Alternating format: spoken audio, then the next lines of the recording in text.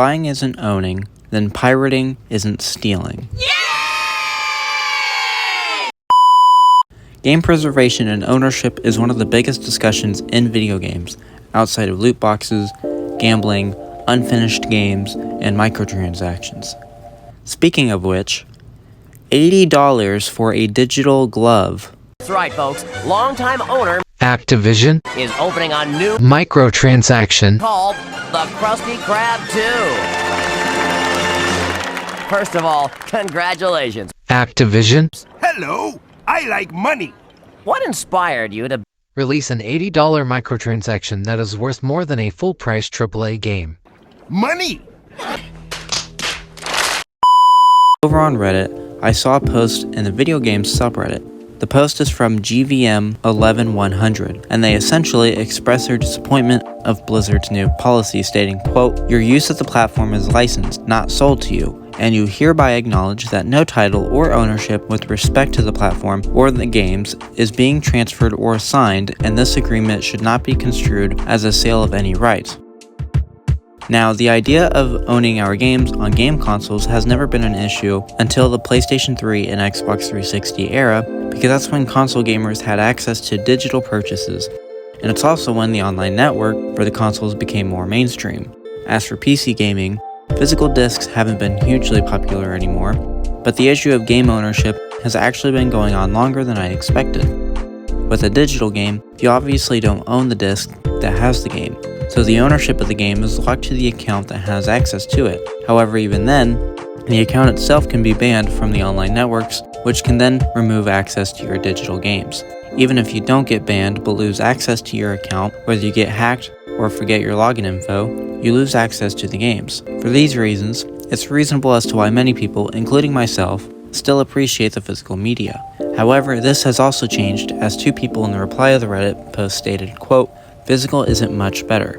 More and more still do license checks, and they can pull updates and DLC with no notice. As long as we keep getting bent over by corporations, format doesn't matter all that much. Also, more and more physical media is being used as a license check, and the full game, sometimes little of the game, if a game at all, is on the disc. So, do gamers even still own their games? Considering the direction that we're going, the push for all digital is becoming more apparent, especially since we have digital services like Game Pass and digital-only versions of consoles. As just shown, it's stated that some discs are used as simple licensing checks. This is becoming an issue for older PC games, as this video from Tech Tangents actually goes over the issue of this, and newer games may have this issue in the future once they get old enough. Red Faction Guerrilla. This game also has digital copy protection from Stardock.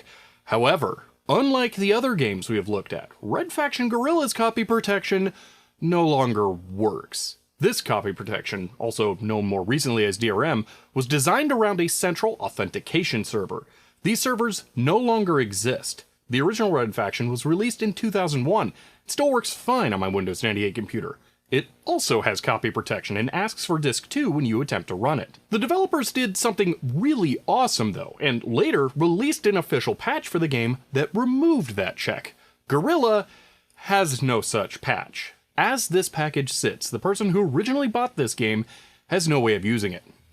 Oh yeah, that's me. He also goes on to talk about games like BioShock, where the original copy no longer works, and even with a re-release or remaster, the newer version ends up removing the multiplayer aspect of the original version. With that being said, some games with a remaster or re-release could end up removing aspects of a game, which then in turn removes ownership of cut content from what was. But you should know, there was a period of time where the game was not being sold, all while the Securom DRM was broken, so for a time, it was completely dead. This game is also a good example of why a remaster is not an acceptable replacement, because this one lacks the multiplayer features of the original. So, this game is kind of a mess for availability, and the system requirements are now completely different from what was originally stated. This just shows how these practices have removed your control over the things that you own. Another issue with ownership would be the ownership of digital content with games we own. more specifically microtransactions. Depending on what games you play, most microtransactions are usually cosmetics.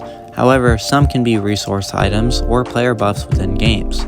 With that being said, many players have hundreds if not thousands of dollars invested into their online account with big games, and keeping access to that is vital. Companies are keen to this, which is why online games like Overwatch 2 and CS2 allow players to transfer their purchase data to the newer games. Overall, games nowadays feel like less of a product and more like of a service that we don't keep for ourselves. So why does this happen? Well, there are two answers to this. The first answer is corporate greed, and while I do agree with that, the other option, which we can change, is trust between the companies and their communities. Trust? Trust. A bullshit? A bullshit? A bullshit. The easy solution would be companies allowing us to own our games. In turn, we agree to pay retail price given. However, this does of course depend on if the game is worth the price that's being asked.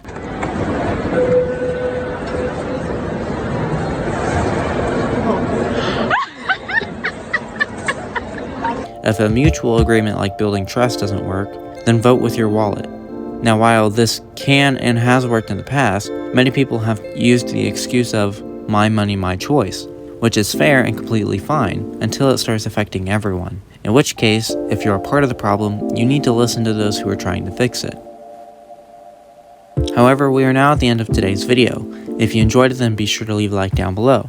Also, if you want to see more content from me, then be sure to hit that subscribe button. If you have any suggestions for what videos you may want to see in the future, then leave a comment down below.